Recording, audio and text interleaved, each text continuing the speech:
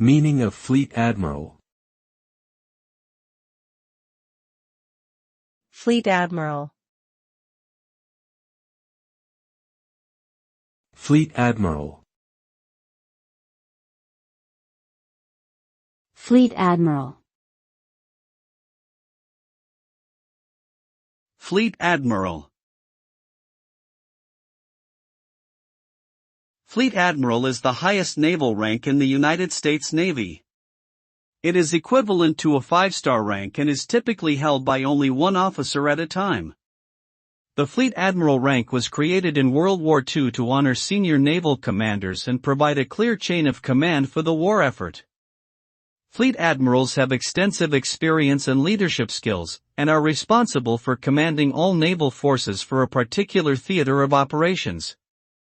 They are also responsible for implementing strategic policies, managing resources, and providing guidance and direction to subordinate officers.